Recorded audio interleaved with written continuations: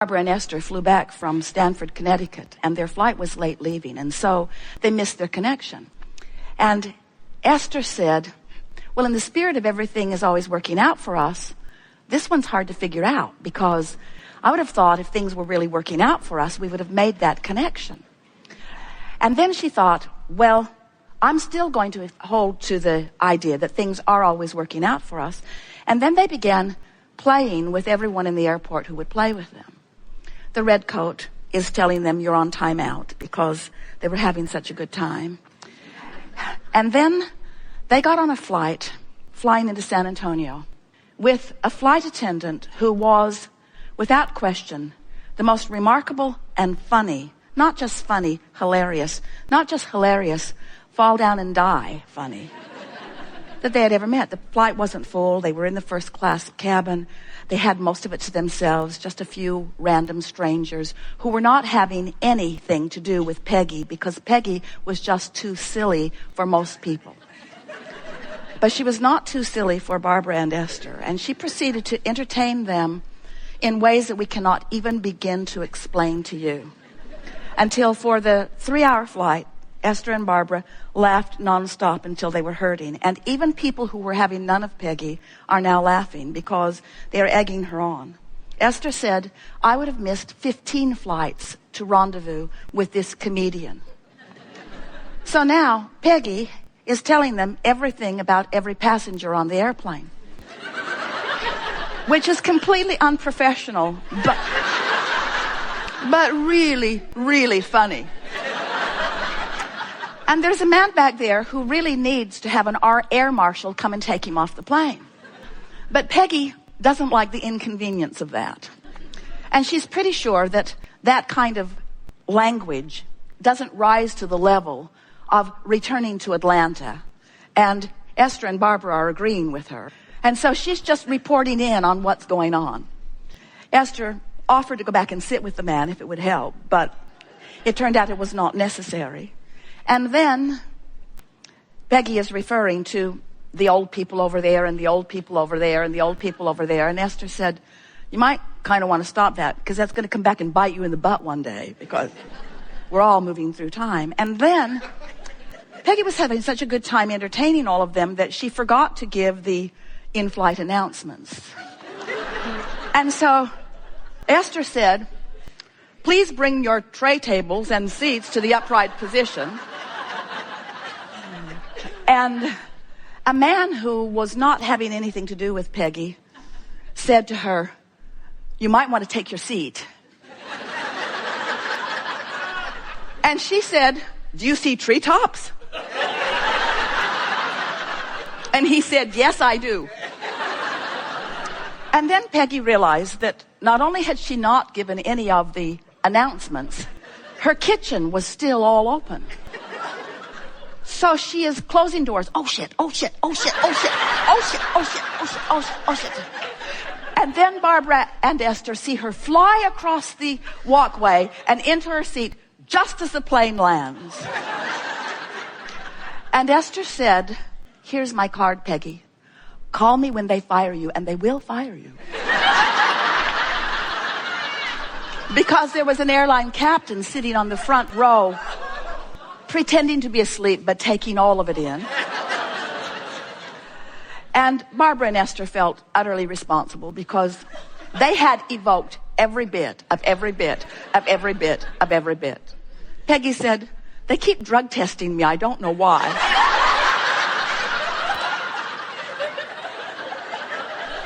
And Esther said, I think that cucumber and tomato diet you're on is fermenting in your stomach and turning to alcohol or something. It could be something like that. So, would you have wanted to miss something like that? Wouldn't you have been willing to roam around the Atlanta airport for an extra hour so that you could rendezvous with something that you will never forget as long as you live, that will be a source of Vortex entry and hanging in there? Esther has entertained herself with that hours on end, not wanting to forget one precious morsel of information that Peggy delivered to them in her innocence, in her certifiable innocence, in her willingness to play with passengers in an environment where you usually don't get that much fun from flight attendants. So we're just saying that if you begin to watch for the manifestations that are occurring, Esther and Barbara know we could not have been in a better place, because you can't have that kind of experience if you're not in a really good place. And there are many who would say, but Abraham, I thought we were creating empires. I thought we were creating movements. I thought we were creating big things. I thought we were creating more important things. And we say, nothing is more important than the manifested reflection of the genius and the power and the clarity and the love of who you are. In other words, manifestation right now, right now, right now, right now, right now. Reflecting back what? Reflecting back your relationship with who you really are and nothing more. So when you get it, that you have control over your relationship with the vortex, then you get it that you have control over everything. The cells of your body, your economic relationship with the economy, your relationship with everyone, your relationship with everyone and everything, every manifestation, large or small. And we want to say there aren't large or small ones. There's just now giving you feedback, now giving you feedback, now giving you feedback. Well, you see, we're asking something pretty significant of all of you. We're asking you to ignore the reality that's had nearly your undivided attention and to hang your star on your emotions just for a little while, because we know when you do it, your reality will flip. That's what faith is. Faith is finding the vibration without the evidence that backs it up. And most people are looking for the evidence out here in reality. We say we love working with terminally ill people because they finally are the only ones that will do the real work. Because as long as there's one more thing you can do, one more thing you can wrestle to the ground, most of you will do it. It isn't until something gets your attention and you accept that it's the vortex work, it's the alignment with who you are, that you begin to feel your full power, you see.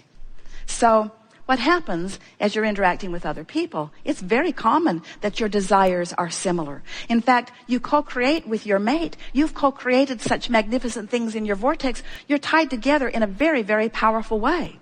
But when either of you is not in vibrational proximity to the vortex, it doesn't matter where the other one is, because if you're not there, you can't feel it. And so what we're really saying to you is, and it's hard to hear, but we really want you to hear it. You have to be willing to ignore what everybody else is doing and make your relationship with your vortex the most important relationship that you have. Here's what we would do if we were standing in your physical shoes.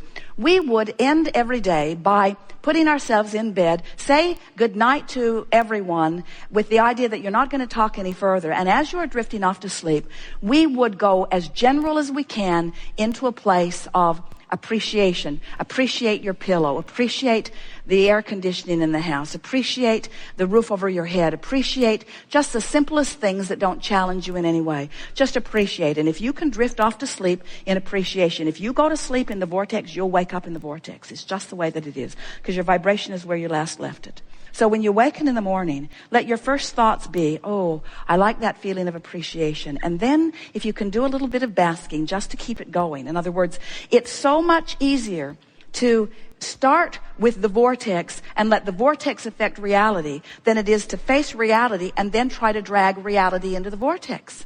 Because law of attraction is amplifying wherever you're at. So if you have a relationship with someone who's really verbal, and so are you, and the conversation's going on around you a lot about what is, about what is, about what is, you make it hard for you to catch a moment where the vortex can take you in. Now, feel this picture. So you've put all of this into your vortex, and this larger part of you stands as the summoner of you. You're being called home to the fullness of who you are constantly. And the reason that you feel every emotion that you feel is because when you're being called home and you're non-resistant, you go, which is the elation. When you are being called home to who you are and you're non-resistance, it feels like passion. It feels like appreciation. It feels like love. It feels like the heavens are opening, as you said. But if you've been talking it up about things that aren't working, and you've been opening the door and you've been noticing that what you're looking for isn't there, and the vortex is calling you, it feels like tension when you don't go. So the more you can relax and let the vortex take you, then not only the better you feel, and then you can begin counting your blessings, so to speak, making lists of positive aspects, but the more manifestations will show up that you can then begin reiterating. It would sound crazy to a normal person to hear Esther crowing about being called with no shoes to the gravel so that she could walk into the closet with no shoes on so that she could discover a problem that she didn't know she had. But to Esther, that was manifestation that indicates that the universe is looking out for me and that I'm in the vicinity, that I'm being called and letting it happen through the path of least resistance. That's what that feeling of worthiness is. The feeling of worthiness is the knowledge that you're good and Source knows it, and you just get this wonderful exposure to life that is building your vortex bigger and better and bigger and better and bigger and better, bigger and better and bigger and better. Jerry and Esther are having such an interesting experience. They've been moving through life. Everything imaginable has come for them. 5 books on the New York Times, a couple of them #1. Everybody wants that. That was something that unfolded. More money than they have any sensible use for. A lifestyle that is rivaled by no one. Beautiful houses all over the place. Driving monster buses around the country. People adoring them. The message moving through them. Everything wonderful. And yet still more room for deepness.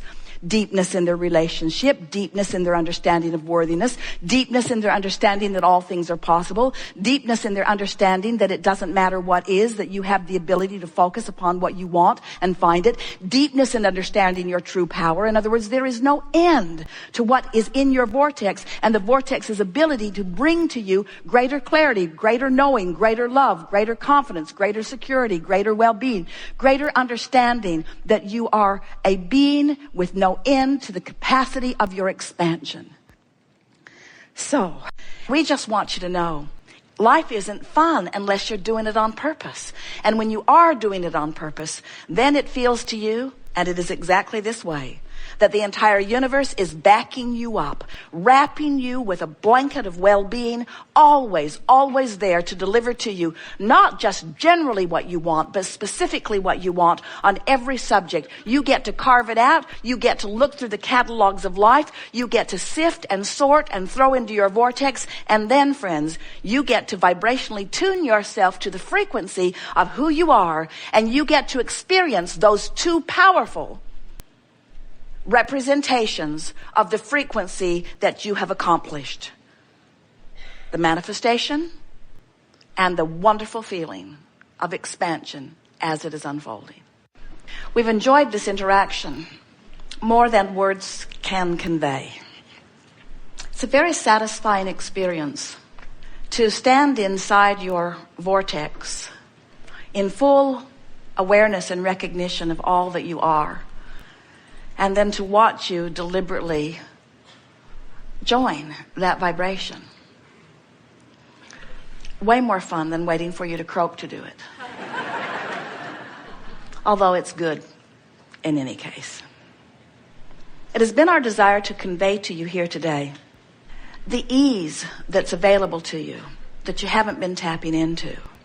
The leverage that's available to you from inside the vortex is extraordinary in compared to the effort that you offer from outside the vortex. You have a cooperative universe. This is the energy that creates worlds. This is the same energy that keeps your planet spinning in its orbit in perfect proximity to other planets. This is the same attention and interest and love that is available to you all day, every day. We know that we have conveyed with great persuasion the existence of the vortex. And we can feel your ownership of it. In other words, we know you get it intellectually. And today has been our favorite day ever of demonstrating how easy it is to get into the vortex, how easy it is to milk the vortex, and how easy it is to slip from it without even noticing that you have done it. In other words, you will never again move in and out of your vortex without being aware that you're moving in and out of your vortex. The question really is, how deliberate are you going to be about the moving into the vortex, and how aware are you going to be as you move out of the vortex? That's really what we want this conversation to have produced within you. The true power lies in the silence between the words.